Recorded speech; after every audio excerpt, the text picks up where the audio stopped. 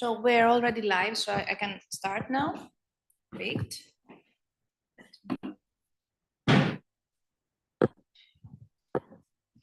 Okay, so welcome all. We're very happy to host another Safari Live seminar. Today we're hosting Arnau Montagud.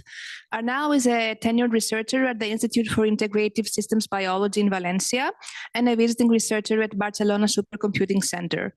He will go into more details about his background during his presentation.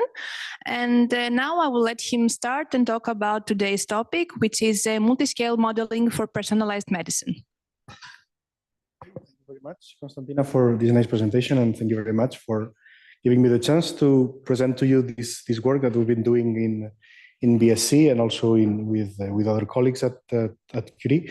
So a bit of myself. I'm a trained biologist, so I did my BS, my bachelor and my master's at University of Valencia in biology and cell biology. Then I went to the other university in Valencia, which is Technical University, to do a PhD in metabolic modeling. So basically we wanted to optimize hydrogen production in cyanobacteria. And after my PhD, I moved to Paris, to Institut Curie, for a postdoc in Boolean modeling of signaling pathways. So the idea was to do some kind of mathematical toy that we could use on signaling pathways in order to simulate basically cancer. And then in 2019, I moved to Barcelona to work on, and also at Curie, we started working with agents, which will be the main topic of today. And then when I moved to Barcelona, I kept working with agents and also with these Boolean models inside those agents, and also looking to scale those simulation up to use the supercomputing that was there in Barcelona. So now at Valencia, the idea for my lab is to have these real life size simulations that could be used as test beds for potential cures. So the idea is that to leverage all this information that we're having now with new omics data and single cell resolution data in order to build models that we could then use to simulate different kinds of treatments. So this is not part of our simulation. This comes from Dennis Wirth's lab in US. But this is to give you an idea that we're having more and more fine resolutions, tons of data in biology that we could leverage to build models. So with that in mind, I wanted today to have like 4 parts presentation. The first 2 are let's say an explanation of how I arrived to this multiscale modeling. So we started our travel, or let's say our journey started with personalized Boolean models. And from then we build up to multiscale, we arrived to multiscale modeling.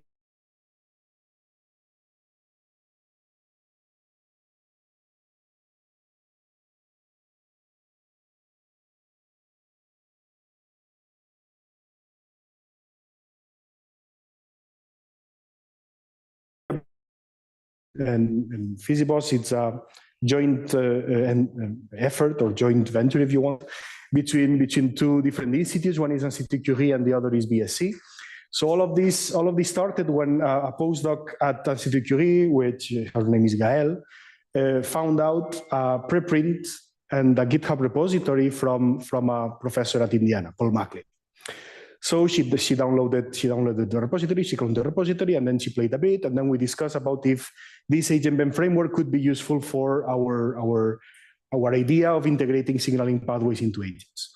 And we started to play around with this open source project, and then we forked their code, we forked it into having our first version of PhysiBoSS. So this was basically taking their tool, disassembling their tool, and building a tool that was for our purposes, and most of the code was theirs. But there was no backwards compatibility. I mean, either you model for one tool or you model for the other. So of course we discussed with Paul in order to have integrated this. But at the time we published the tool, and then we kind of like use the tool once we have it built. So after this, I moved to BSc, and together with other postdocs and other engineers, we started to think of having an integration of our development to the main branch. Let's say merge it back to their branch, so that now whenever people download PhysiCell, that could benefit from having PhysiBoSS as a library. So, and this happened in 2021. I don't know if this works. Maybe it's in power. But this happened in 2021. And in this, let me just get this. I can have laser pointer now.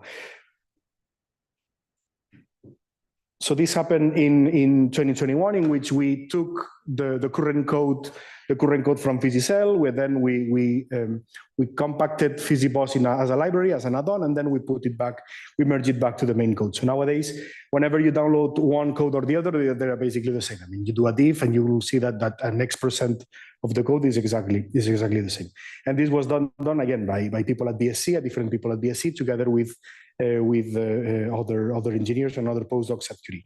So in a sense, open source enabled this project. I mean, without open source, this would not have happened.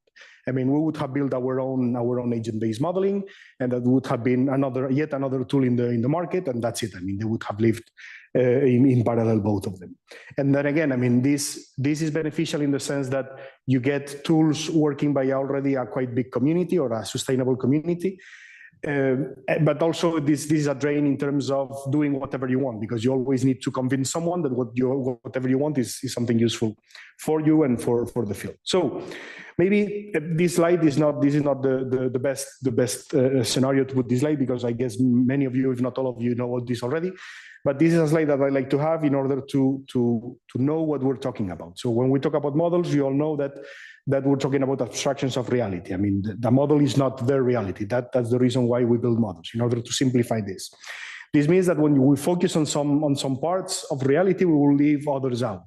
So this means that most probably I will misrepresent today several signaling pathways that you might be interested. I will misrepresent several physical behaviors that you might be interested, etc. Okay, but the idea is that this abstraction of these models will be useful for us to focus on the parts that we find relevant. Sorry about that. Yeah, no worries. So what you had down in the different figures is an old classical book from 1957 from Waddington, in which he has this landscape of epigenetic probabilities. Oh, thank you. And in this,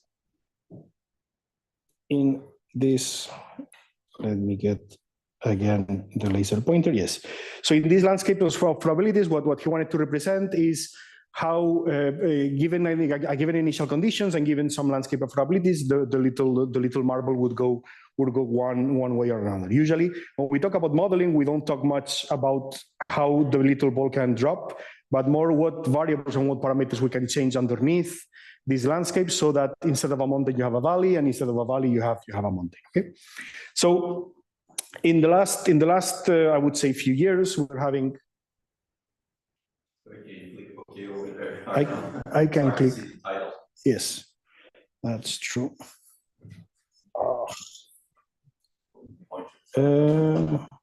Not laser pointer now. No. Yes, please. Okay. Sorry for the hiccups. So in the last few years, there's been different talks about users of digital twins in biology. So digital twin is a concept that is quite used in other fields like manufacturing or like urban planning or engineering. The thing is that the use of this digital twin usually is applied whenever we have online data, or whenever we have a regular communication between the physical object and the simulation. So the idea is that from government bodies is to leverage huge amount of troves of information that we have of clinical data and health patients, etc., in order to build models out of this huge amount of data that could be used as digital twins of patients. So the idea is that kind of like building a wind tunnel of the patient that you can touch the simulation before getting to the patient, at least to screen different treatment possibilities in order to find maybe top 5, top 6 that you can then apply to the patients instead of just trying widely. So of course, as you can imagine, whenever you want to build a model such as big as a whole human body, you will need high performance computing for this. I mean, this is something that you cannot build on a laptop. luckily, at least for the animal-free preclinical tests, the FDA and the EU Commission is also promoting the use of simulations as a pre-screen in order to then go to the next steps of preclinical trials. So nowadays you can present simulation results as not proofs, but maybe evidences that this might work or this might not work, so that you can already get some approval in order to go to animals before after you have done these simulations. So yeah, so coming from biology, maybe in already 25 years ago, we had this huge revolution that was the omics data. So genomics, transcriptomics, proteomics, you name it. The idea is that in order to make sense of these troves of data, we humans, we usually try to simplify this in shapes of figures, networks, models, etc. So the idea is that we use networks in biology because we want to make sense of this very, very high dimensional complex data that we have. And in order to do this, we have basically like 4 different families of models, sort of networks. We have, for instance, interaction networks, which is the case of the PPI networks, so protein-protein interaction networks. And with these networks, we can then do some statistical modeling, like perturbation models. We can also have activity flows in which we have signaling pathways, and we have like a cascade of activities that, depending on the interactions, you will be active or inactive, and then we can have logical modelings. We can have then also process descriptions, for instance, in the case that you have an enzyme that is mediating the transformation of A to B, etc. And this will give you metabolic networks and flux balance analysis, etc. And then also we can have entity relationships in which what you want to describe is as much detail as possible and what is changing in the different proteins in order to have rule-based modeling. So this is important because the way you gather the data will constrain you to what network you can build and then what model you can build. So of course, if you just get interaction networks, you won't be able to do something else apart from statistical modeling. I mean, if you want to have like this activity flow, you will need some kind of directions of the interactions, etc., etc. So this is important because usually computational biologists are called when the data is already gathered. So when you're at that stage, you just have like limited possibilities of how to model this data. Usually, I mean, we like to be involved from the very beginning of projects in order to at least know what kind of data can be gathered. Okay, so for the first part of this talk, I will focus on Boolean modeling as a proxy or as a way to model signaling pathways. So the Boolean modeling that we use in biology, it basically comes from the regulatory graph. So we have an interaction, we have different proteins interacting. Let me get back my laser pointer. We have different proteins interacting, and then out of this regulatory graph, we can build logical rules. So now each one of those variables, ABC, will have discrete values as abstractions of activity. So for us, 0 will be off and 1 will be on. That's it. We know that in biology, everything is more complicated than 0 or 1, but we simplify the activity of this protein in zeros and ones. I mean, we know in biology that rarely 0 is a 0. I mean, low activity rarely, it doesn't mean that the protein is not there.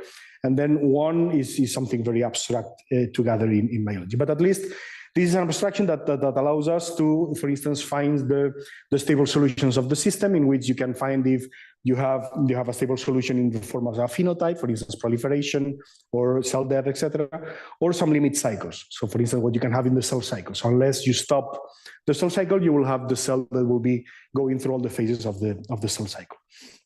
So in 2012, the group where I landed several years after at Institut Curie developed this continuous time Markov process on the Boolean transition state space.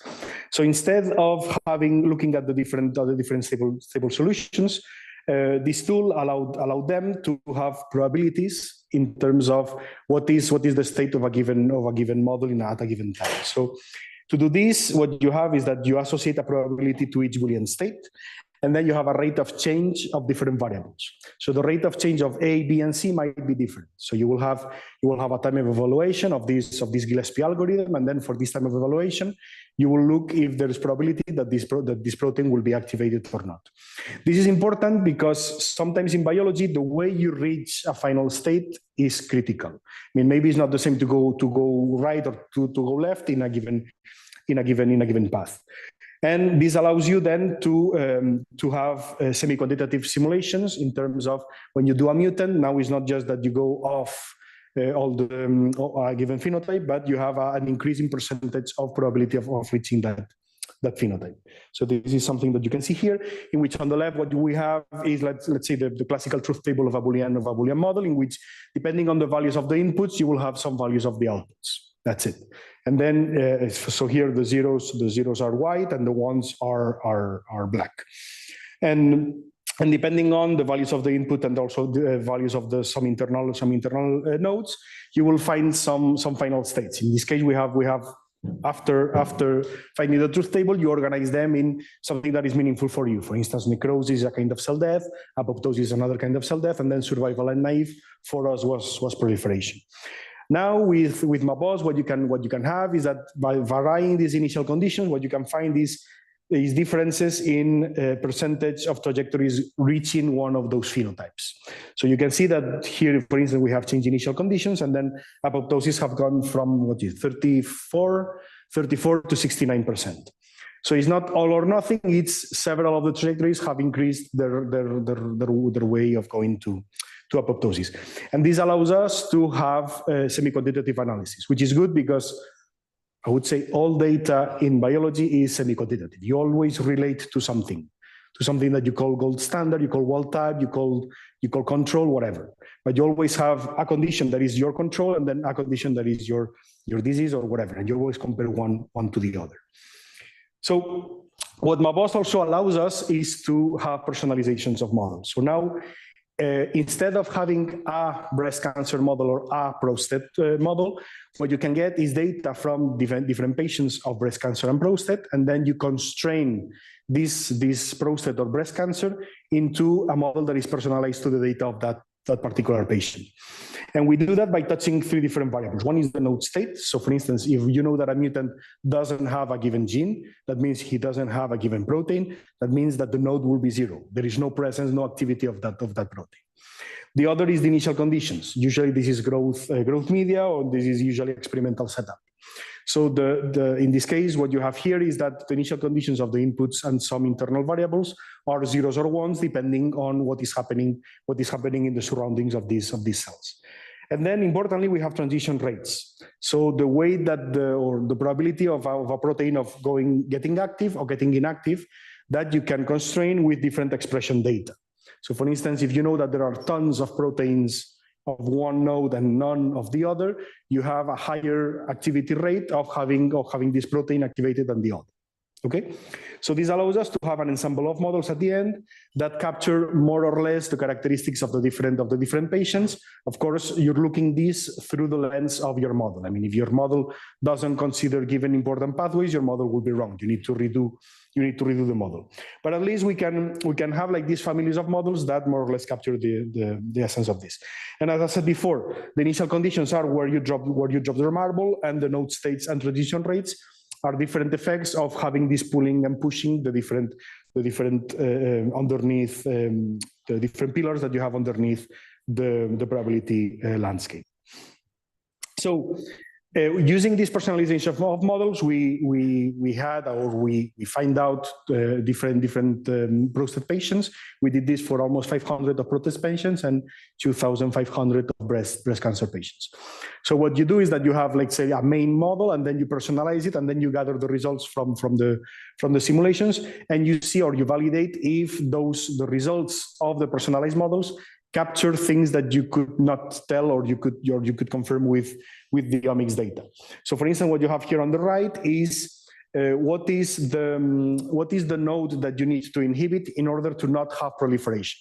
So we're here working on a prostate cancer model. So what you want is that the prostate doesn't proliferate.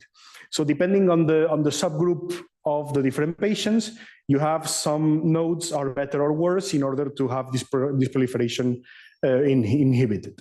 And this captures something that you could not see, let's say, only on the omics data.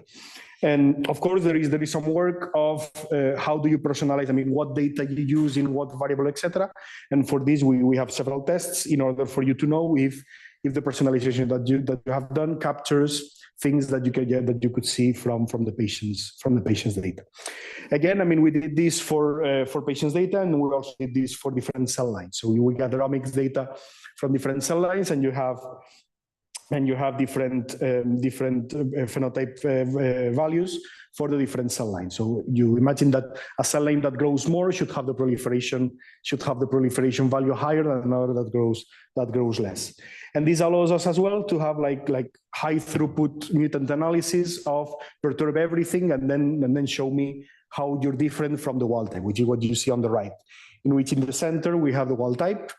And all the mutants are, this is a PCA in which all the mutants are you can relate the distance between the mutants depending on the different variables related to the wild type. So you would see that if you want, I mean, if for some reason you want a mutant that is highly invasive, you should maybe touch these single mutants or these double mutants here in relation to the wild type. And lastly, what we wanted to do this is in order to find targets of drugs that could be interesting in some subtypes of patients. So we did this with cell lines, not with patients, not yet, at least, in which we traced or we captured different synergies of different drugs using these models that were better for several patients than others. And of course, we had also this some synergistic score in order to do this, for instance, the Bliss score.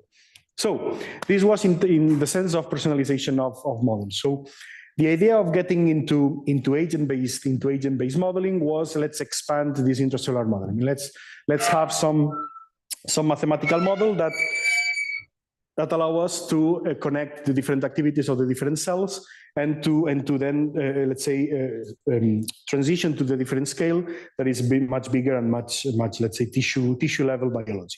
So we did this with agent-based modeling it's quite widespread in science. I mean, for instance, in ecology and environmental science is pretty used, and in our case we're using it to model cells. So in our case, one agent is one cell. The flavor of agent-based modeling that we're using is center-based. So we're basically following the center of a sphere, and this sphere has some radius, and it can have some radius on top of them in order to somehow to simulate deformability and to simulate proximity of different cells. So the agents have some properties. The environment also has some properties. We can work with substrates, and we can work with interactions of the agent with the different substrates. And and let's say on the left part, you would have what you would get if you download PhysiCell. And in our case with PhysiBoSS, what we did is inside each one of those agents, we integrated a Boolean model as the ones that I presented before. So now each one of the agents, instead of having like some rule base depending on what is the level of oxygen, then you die. Instead of this, what you have is a Boolean model of different signaling pathways that integrates of this data, activates, inhibits among them, and then some phenotype is activated. So, as I say, in our case, we were interested on the Boolean modeling inside of those agents. Nowadays, if you download PhysiCell or PhysiBoSS, what you get is you can use different intracellular pathways, such as Boolean model, such as metabolic pathways, and also ODEs with different solvers. So, and here you have, let's say, the interactions between one and the other. I mean, as you can imagine, the inputs of one and the outputs of the others are connected so that everything runs smoothly depending on what is happening outside of the cell, what is happening inside when you integrate all the signaling, and then you have a given phenotype out to the agent.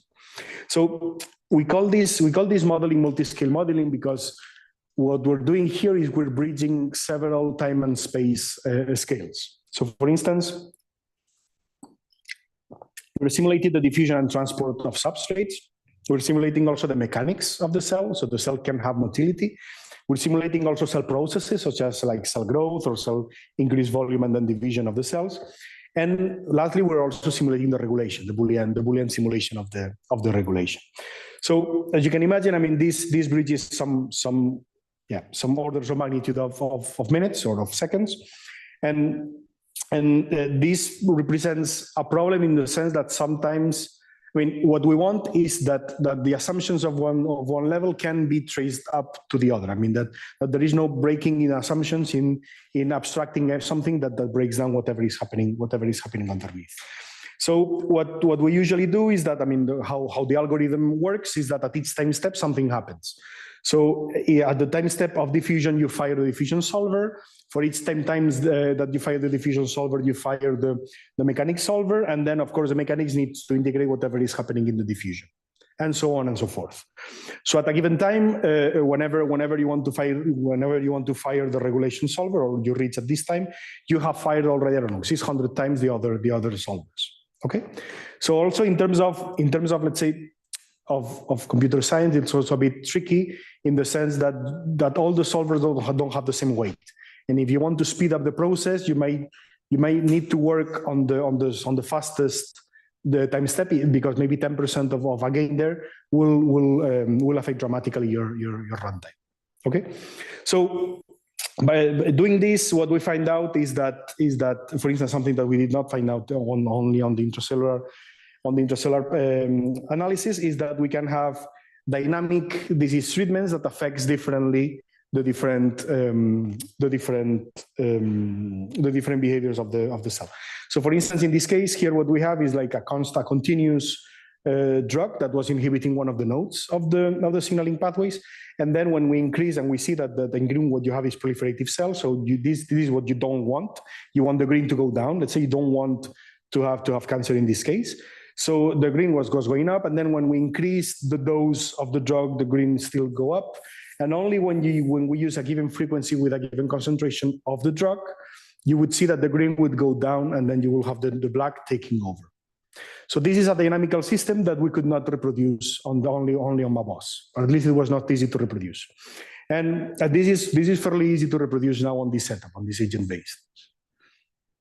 So so in this case we simulated this, and this allowed us to let's say perturb in ways that we could not perturb before the system. And also this allowed us to then integrate also the drug effects into these agents. So in this case, what we have here is that drugs are a substrate that is diffusing in the environment, and then the agent can uptake this drug. And then whenever it uptakes this drug, you have a transfer function in which, depending on the severity of the drug to this cell line, you have different sensitivities, and you can have patient-specific drug response curves. So this is cell line specific, but ideally, taking the personalization of models, you can see that for some cell lines, some drugs affect much more than other drugs, and you could imagine the same for the different patients or for the different subtypes of patients. And then, of course, once you do it for one drug, you can do it for many drugs, and you can work on combinations of drugs. So these here we present two, but these you could scale to your imagination in terms of number of drugs that you would like to have in a given cell line or in a given patient. So again, we reproduce what we found out in the intracellular models with the agents, in which by combining different drugs and looking at the effect of these combined drugs on the phenotype, we could then study their synergy on the Bliss score. So depending on what is the effect of the combination of drugs, you would see that you have more or less synergistic effect among this in this phenotype. And what Oldman has been doing is doing in his PhD is to optimize this drug regime. So using different optimization algorithms. What he wants is to take some experimental curves and fit those experimental curves with different simulation parameters. Okay. So another PhD student, Alejandro, what he's been doing is into trying to leverage this spatial omics. So what you see here on the left is a slice of an extract from a given patient, in which each one of the spots has some data of the cells that you have there on the spots. So what we did is, or what he did, was to analyze this using very, very classical pipelines of this data type, and then to transfer those personalization, or transfer those clusters of cells to personalized models and to different setups of PhysiBoSS. So now, instead of having like a spheroid of cells that you had before, what you have now is a 2D plane in which at each spot you have different cell lines that are personalized for the data that you had before on the spatial omics. So while Of course, if you do this on 2D, you can do this on several slices in order to have a 3D tissue. But before going there, what I convinced Alejandro, or talking with Alejandro, we agreed on having some unit tests in which we could see the effect of the different subtypes on these steady states of how much drug you need in order to inhibit the growth of a given cluster, and study if the different cell clusters or the different cell subtypes could have different behaviors on a given amount of drug. And this is what you see down. So here you have drug diffusion and you have drug concentration. And what you have is that depending on which personalized models you're using, you will have different surfaces, drug response surfaces to these different personalization of subtypes. In a way, we still have personalization after putting it on the agents and having this in these 2D planes, or in this case in this 3D box. So lastly was what Thalia has been doing in terms of scaling up this simulation, is to connect PhysiBoSS simulations of the epithelial of the lungs together with ALIA, which is a simulator of the different how the air is distributed among the lungs. So the idea is that at each end point of these pipes, you would have a simulation of the epithelium of the lung. So this allows you to connect with, let's say, quantity of oxygen inhaled with whatever is happening on the epithelium of the lung. And of course, you need some variables to connect one on the other so that this everything match, and this is everything is fine. But in this case, we're aiming to simulate millions of different simulations of bronchioles that will have different entrances of oxygen and of in this case is the SARS-CoV-2 virus, in order to test vaccines and different drugs, etc. Okay, so as you can imagine, these simulations have tons of parameters, and we do know the value of some of them. We ignore many of them, and there is some data from, I don't know, 1960s experiments for a few of them. So the point here is that you need to have some kind of parameter exploration, and you need to have some kind of mapping your parameter space in order to know how many island of parameter allows you to have the simulation that you want, and if any of those islands are meaningful or are non-meaningful. So for this, what we're using is quite classical parameter exploration pathways, algorithms, in which we have, for instance, genetic algorithm of covariance matrix adaptation algorithms, in order to find out what parameter sets allow us to have the simulations that we want, or that make sense biologically, let's say. And also we're also testing in different streaming analysis in order to analyze big data using Apache Kafka. So the idea is that you don't wait for the simulation to run, but you analyze windows of values while the simulation is running. So let's say one of the two things that or the ongoing things that I wanted to present today, one of them is a benchmark of multiscale tools. So this came up from a project that was called PermetCOE, in which one of the things that we aimed was to map the community around multiscale simulations, and to invite, let's say, to make community benchmarks with the developers of these tools. So here the idea is, as I said before, there are few. I mean, I wouldn't say tens, but there are few tools that aim for the same kind of simulations. So the idea was, let's gather all together. And at the beginning, let's do some performance tests of our tools. The thing is that we invited several tools, and some of them responded, some of them did not respond, and then of course we gathered together in order to do some hackathon in order to have those performance tests going. The problem was that on the build-up of this hackathon, we realized that we were simulating different things. I mean, when I was saying that I was simulating migration, the different tools were simulating migration in different ways, with different assumptions. So together with people from Biodynamo, Chase, and then Celsius or TISIM, what we decided is, okay, let's first put the basis of these benchmarks. Let's first agree on unit tests, just like that. I mean, we have a focus, which is in this case center-based modeling. All of the tools were in active development. We had some big or small user community for each one of the tools. And most of the tools were compiled languages, and I think all of them except one is open source. But once we sit down, we realized that we really needed to define some unit tests that we could all run all running in the tools. So these that look very simple took many months. And the main problem was that if you gave some experimental data, for instance, you have here, these spots here are the crosses that you see here. So if you gave this experimental data to the different tools and you said, hey, fit this data, you would see that more or less all the tools would fit more or less good or bad this experimental data. So in this case, what you have here is the diameter of a 2D, so cells growing on a petri dish, and you measure the diameter. And here is time. So you put some few thousand cells, and then it starts growing, and then you just measure the diameter.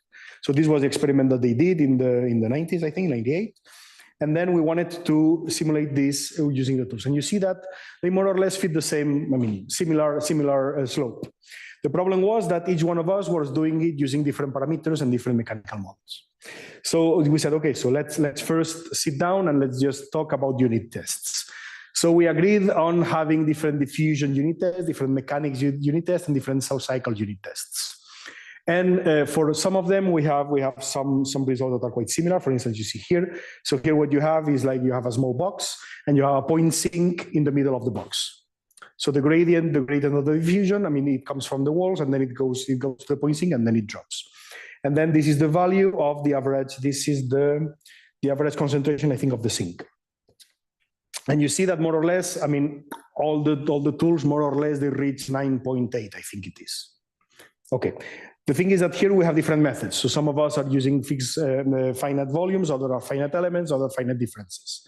So you can argue that all those small differences are different numerical ways of integrating the result. Okay. The same happens with the mechanics. So in this case, what you have is like one agent and you push it for one time step and that's it. So what you would expect is these are non-inertial models. So what you would expect is that whenever you push, the agent has some velocity and then it drops. So you have pushed a block, that's it. And you see that in this case, the three tools are one over the other. So this is okay. The problem was when we have two cells that are approximating each other. Is these are simple as they should go like this and then they should relax. That's it. So what you have is different slopes, different distances between the centers, etc.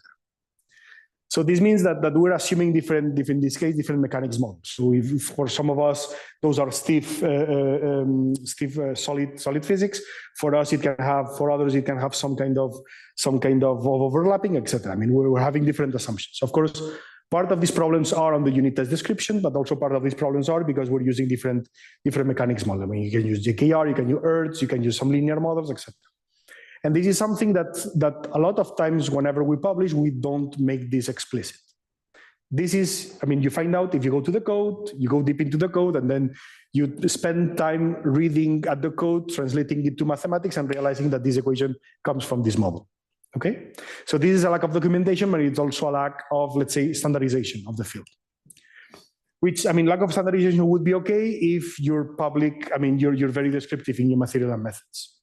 But this was not the case.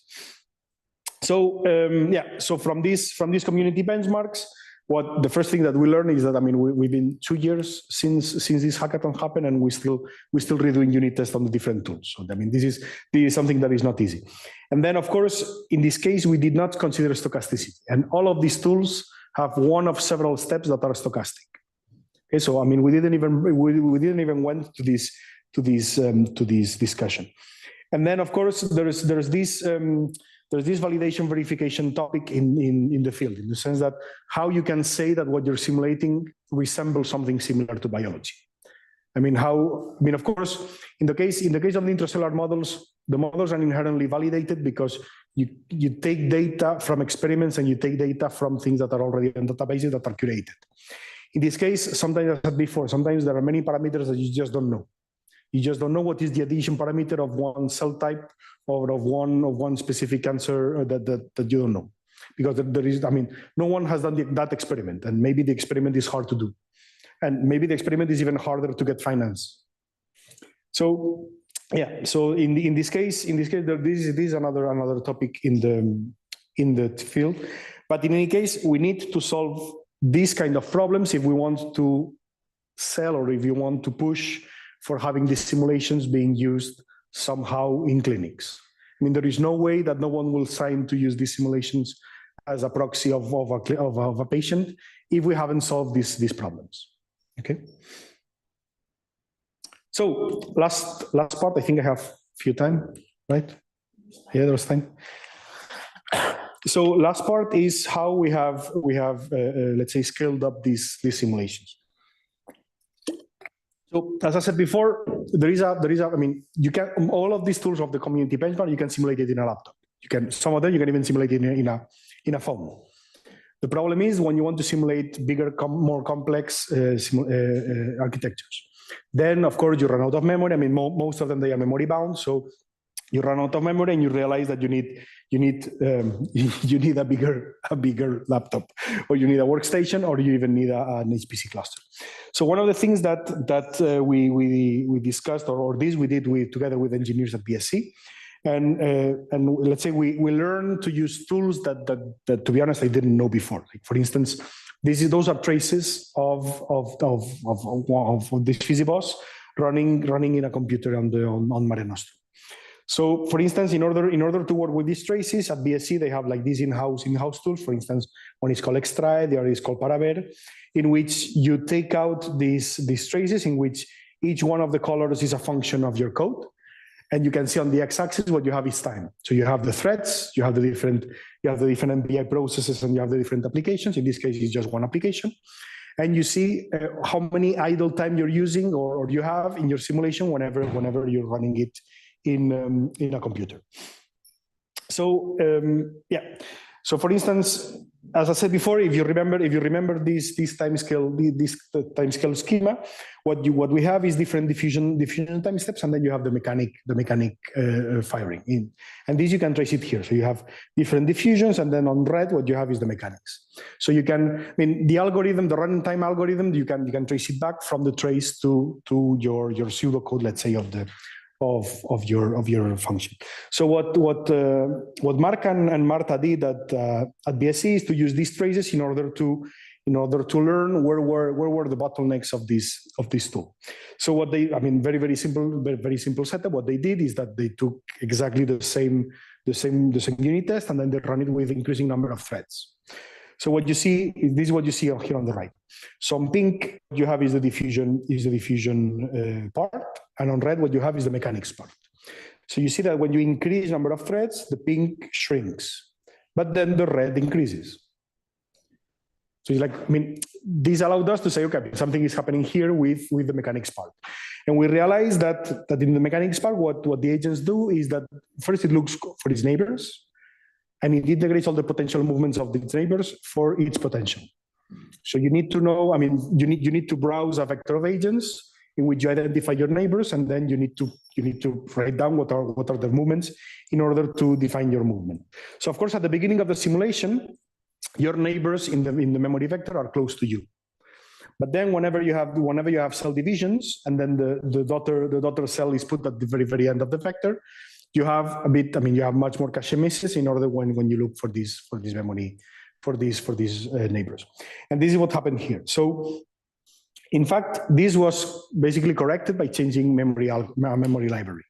So the memory allocation library we were using were malloc. We just changed it to gmalloc, and then we had 6x increase in speed up. So I mean, to be honest, I mean, me as biologist, I didn't even know that you could change memory allocation libraries. So you realize that very easy solutions on one field are completely not known in other fields, right? And like these, many other things. So just by changing this, what we had was this 6 times faster speed up, and then of course on top of this version, they added different things that they considered that it could be helpful. Of course, some of them were, for instance, the collapse clause. You see that the yellow is better than the pink, but then others were not increasingly good. So for instance, the parallel voxels were leaving space in between the cells of the vector, so that whenever a daughter cell came, it might be closer to its mother cell. And this blue didn't increase the yellow one. But in any case, I mean, this was just for the serial version, in which you saw that already you had a problem of the memory allocation. Of course, if you go back to the model factors here, what you see is that The frequency scalability of the computation has now is good, but then you have other problems. I mean, of course, when you remove a bottleneck, you find other bottlenecks when you keep scaling up, right? So one of the bottlenecks that we had, as I said before, is memory draining. So as I said, those are memory bound. The simulation goes, the cells divide, and then there's a point where the memory reaches its limit, and then the simulation is killed. So in order to go beyond this, what we did is to refactor the code to have MPI inside in this software. So until now, what we had is just OpenMP. I mean, we use different threads in a given node, and now what we wanted is to establish a way of communicating between different computation nodes, so that we would be able to send information from the agents and from the substrates from one computation node to another.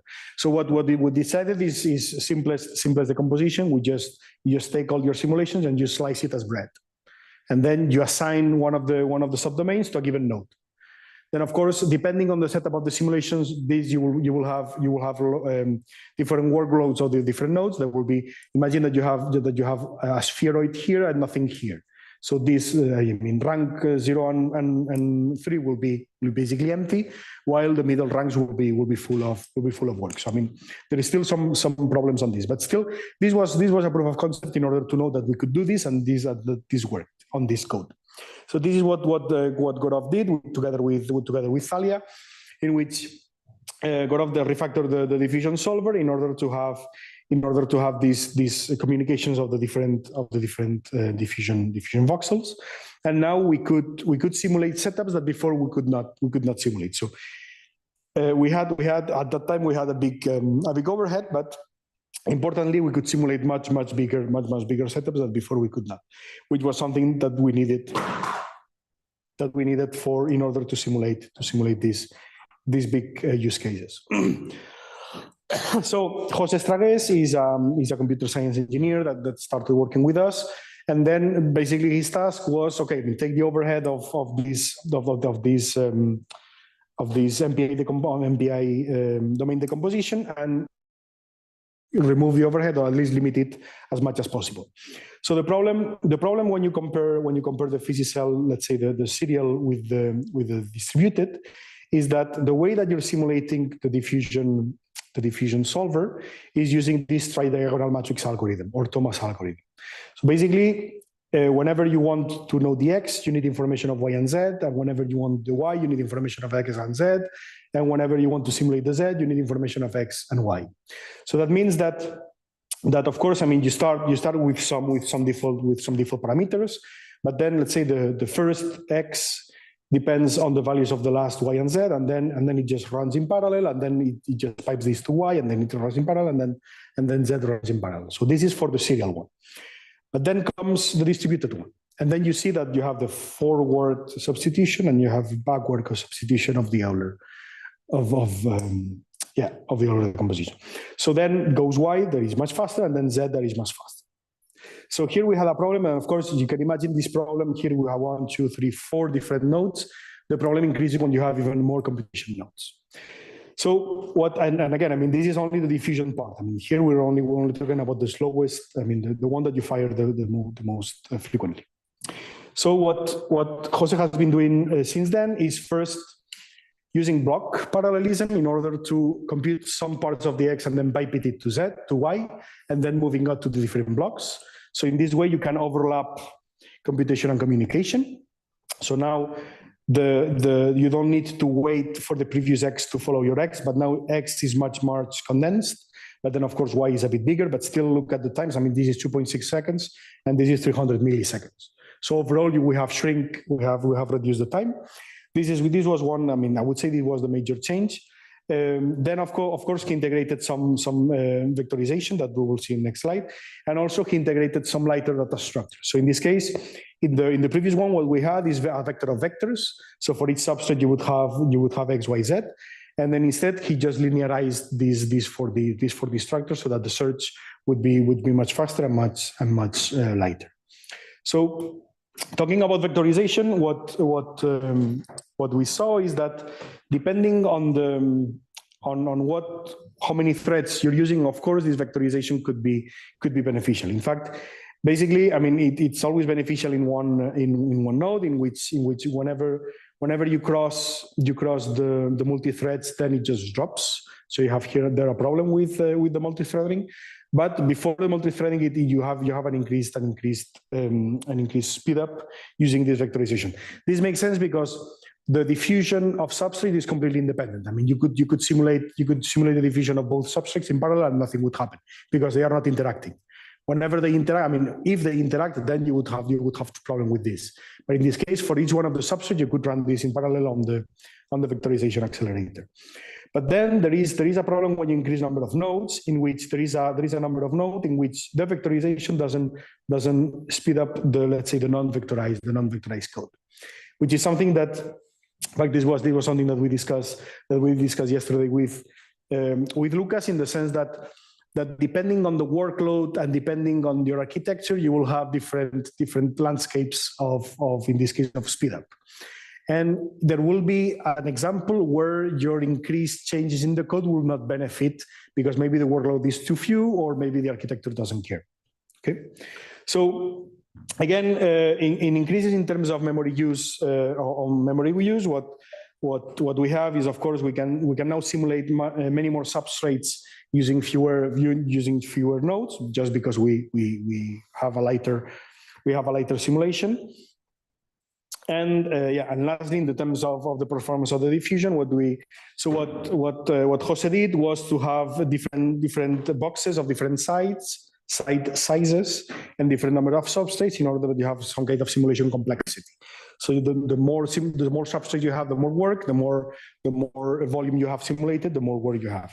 And then, of course, looking at the different times, of course, there is one setup in which let's say the original code works. Then with increased complexity, the original setup cannot handle it. But then in comparing, let's say, the first and the second version, we see a drop in time in terms of speed up and, of course, on efficiency. So in a case, I mean, he reduced quite a lot the overhead that this MPI messaging had in comparison with the previous version. And of course, you can see this with the different functions of the diffusion. So you have, for instance, you have the resizing microenvironment, you have the generalizing Gaussian profile of the diffusion, you have the writing the initial concentration files, etc. And then here in this case, you have here the pure simulation part. So this is the tridiagonal algorithm. And what you see is that with increasing number of nodes, and this is of course time. So you see that you get in total time, you get an overall reduction of the total time of the BioFVM-X that we had before. Okay, so and also lastly, I talk about that this is dependent on the workload. I mean, depending on the so you can find an optimal for your code, you can find an optimal number of nodes that will simulate a given workload. If you change that workload, that optimal number of nodes, you may require fewer or you may require more nodes. And this is what you see here. So in this case, we have these small, medium, large, extra large, and massive sizes. And depending on the requirements of these small, medium, large, extra large, and then massive. And you can see that if for a given amount of work, you will have, I mean, the increasing the number of nodes beyond a given threshold it will not be beneficial for your work. I mean, this again, I mean, this is quite, I find that is very common sense. But sometimes, I mean, you need to realize that for more nodes that you ask, you won't get faster simulations. I mean, of course, this depends on the setup that you're simulating. And again, we can do these simulations and we can do this analysis because we're working on a thing that is very, very regular. I mean, in this case, in the diffusion, we're using the finite volumes. So we know specifically how much work you will have at each iteration. But if you want to go to the mechanics part, which is highly stochastic, this will not be as easy to simulate. Because, I mean, it depends a lot on what is moving around here, that you will kick several agents, and then maybe you have more mechanics here. So this is doable. I mean, this kind of analysis is doable in highly regular simulations, such as the diffusion one. But then if you go beyond complexities, I mean, higher complexities like the mechanics or like the cell behaviors, these may not be as easy to analyze. But yeah, I mean, we will get there at some point, I hope. Okay, so let's say on the wish list that you could think of having this workable digital twin of real size organs. Of course, we have done some things, other in the field have done other things, but still we have much work to do. I mean, there are many things that are ongoing. For instance, the integration of metabolism in this kind of simulations, or the angiogenesis. I mean, the creation of these different blood vessels. But also there are other things, for instance, evolution or mutations that are barely touched in different codes. And of course, the goal would be to having like this very nice video from Alia, to have like a cell by cell level resolution of this kind of simulation, so that you could now generate a mutant in one side of the heart, and then this would cause problems for the simulation, and then to try to recover this heart from this problem, etc. So I mean, this is the dream. I mean, we're not there, but we're taking baby steps to get someday there. So yeah, so that was it, I think. Yeah, I took a bit more time than I should, but I guess that's okay. So thank you very much for your attention, and yeah, I'm very happy to hear comments and complaints and questions from you guys. Thank you very much.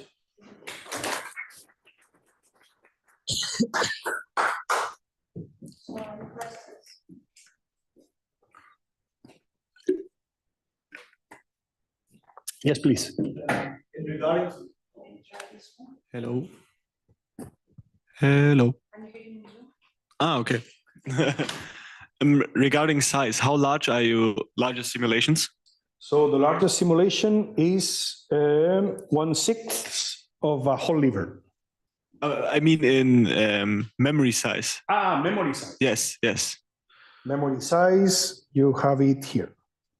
How large does it make sense to go? Like, let's say this was not like, we were not limited by our system, but we would have many SSDs, like with tens and tens of terabytes. Does this make sense? Like from a... Yes, because so those are extremely simple simulations. I mean, as you can see here, those are simulations with 8 substrates. So only in liver you have more than 100. So yes, I mean, at some point it will make sense to talk about huge amount of memory. Okay, thanks. That was all of it.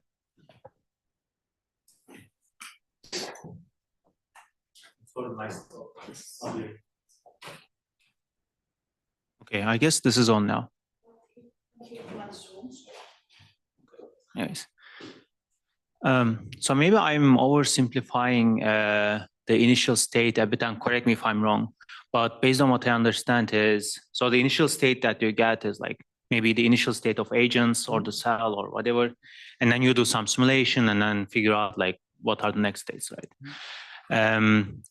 So if that's the case, I'm curious why it is relatively hard to get the ground truth.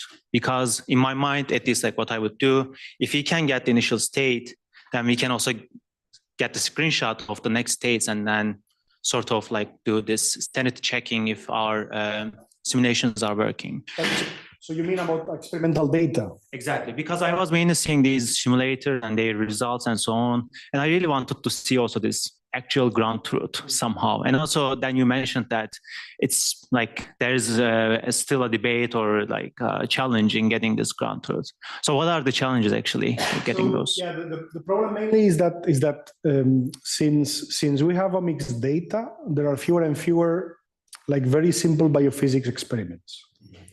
So for instance, I mean, as I said, I mean, you find literature from 40 years ago, 50 years ago, of 2 cells deattaching, let's say. I mean, how much newtons you need to add in order to separate 2 cells. Nowadays, it's very complicated to get funding to have those experiments, and there's basically fewer interest. I wouldn't say no interest, but there's fewer interest than there was 40 years ago. But those parameters are the ones that gives you this ground truth. So of course you can infer some of those parameters. I mean, you can know that these parameters needs to be between these and these values in order to have this simulation.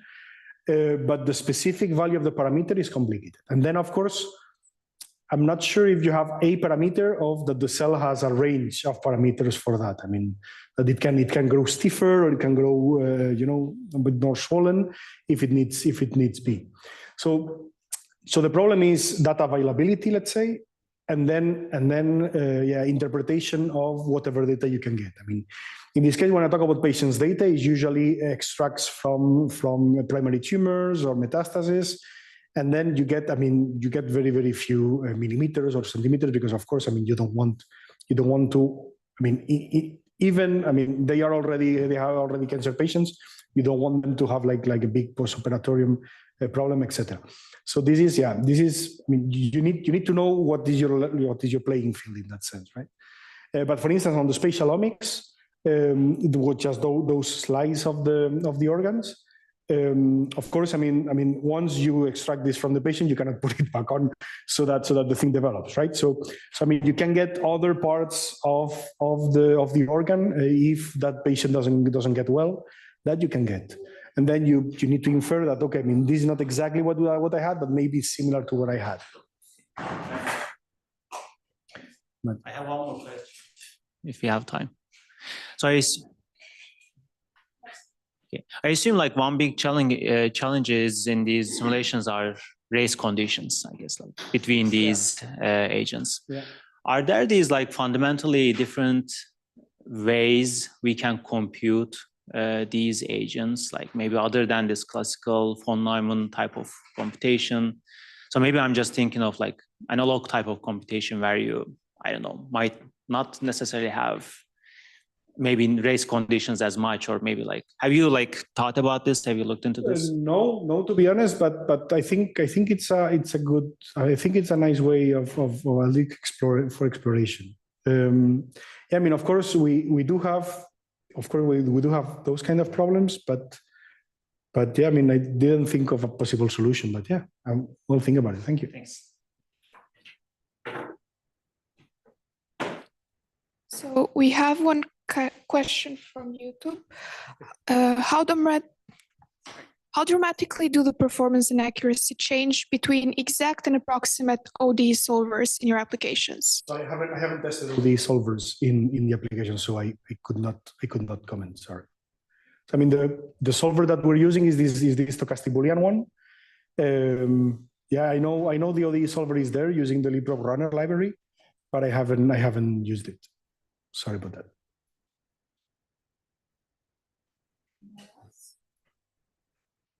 Maybe I'll ask one question. Yes. It seems like there is a, I don't know, my voice might be okay without that, but this is very interesting. Thank you for the talk, Arnau. But it seems like there's a very wide spectrum of things that we want to simulate in general. So you definitely want some flexibility in the simulation, but you also want specialization and personalization, all of that, right?